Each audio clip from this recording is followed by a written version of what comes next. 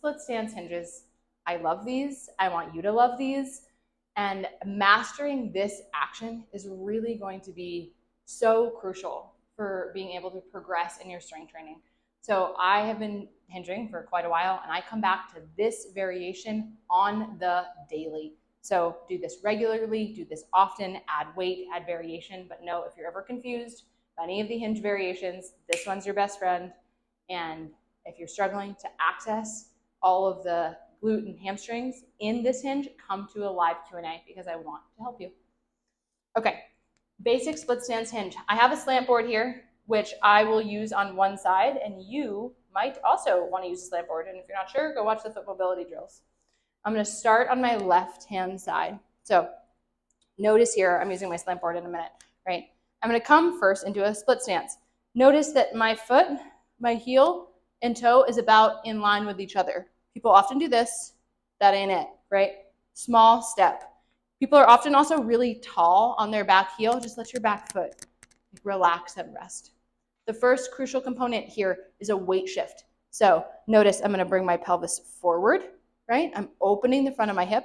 I'm going to bend my knee over my midfoot, and I'm going to weight shift onto that side.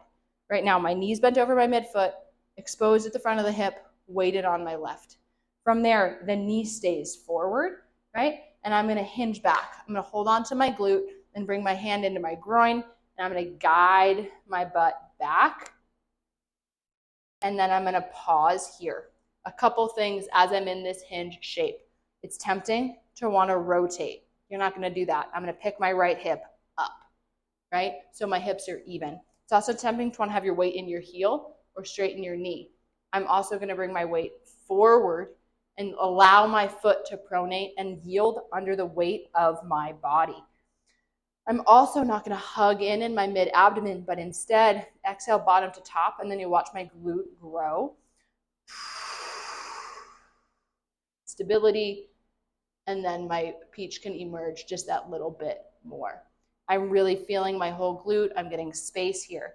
Now I stay weighted in my foot, and I'm going to de-peach, meaning I'm going to move into hip extension, opening the front of the hip without straightening the knee. That's one rep. We're going to move back. Now, notice as I'm doing this, I'm keeping my right hip lifted. I'm keeping my weight over my left, coming into extension. It's not about moving forward with my upper body. It's about moving back with my butt. My fingers might just graze the height of my knee, right? And then I come straight up, or straight forward. So I'm hinging back. My glutes already tired, right? I'm kind of pushing from my right foot onto my left side. I'm right about here. And then I come up, getting full extension. One more rep with me. Again, I'm doing these body weight, but as you're progressing, right, and these are going to be in your workouts, know that I might say one weight, a weight in one hand, weight in both hands, right? And you're starting to really lift weight from the glute. Is your quad working? Yes, but not nearly as much as your glute and hamstring. Now, straighten the knee, weight shift back. Oh, feels so good. Okay, I'm going to show the second side. I'm going to set this up from the front for a minute before I move. One, I struggle to put my first mat head down on my right foot, so I'm using a slant board underneath my right first metatarsal head. That just helps my hinge, right? From here, now you can see the distance that I have. Watch the weight shift. I'm bending, well, first I'm standing, right? My back heel is down. Now I'm going to bend my knee over my midfoot as my pelvis moves to the right and my back hip comes up. What often happens is we try to hinge from the middle. That's not going to help you. We need to hinge from a weight shifted position. My weight is over my working leg. My foot is pronating. My knee is now bent. I move into extension. The knee is not going to bend and straighten, but instead the hip is going to move back. Now, notice here you can see it would be really tempting to twist and rotate to the right. I'm going to keep my left hip lifted so I can keep my weight shifted to the right and then come up. Oh, it feels so good. Now, a couple of these, honestly, if you have SI joint pain, glute pain, foot pain, whatever, low back pain, just doing a couple of these, honestly, most of the time will help me immediately feel better in the moment. What I'm working on is stability in my foot and ankle as well. I'm keeping this foot pronated the whole time, right? I'm not rotating, I'm staying stable. I'm also not really bending too much in my upper body.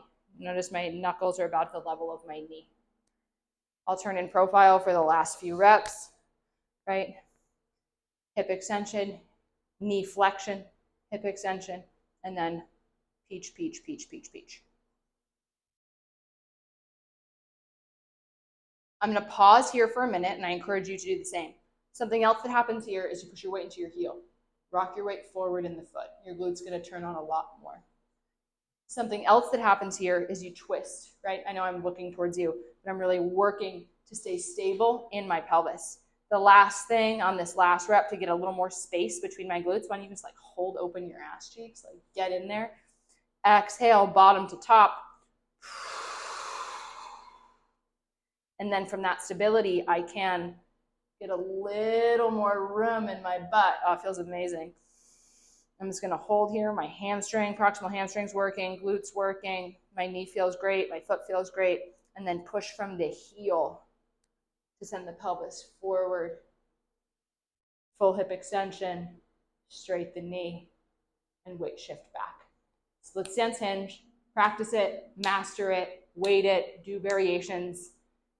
Just the queen for the lower body.